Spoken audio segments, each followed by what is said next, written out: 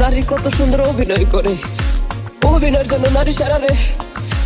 আল্লাহ আল্লাহ গো, কেন তুমি ওই বেঈমানের সাথে আমার দ্বিতীয়বার দেখা দিলা, দ্বিতীয়বার দেখা দিলা।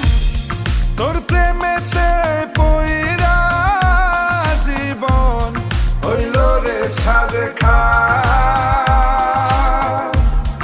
এখন আমার রইল বাকি শুধু অন্ধকার।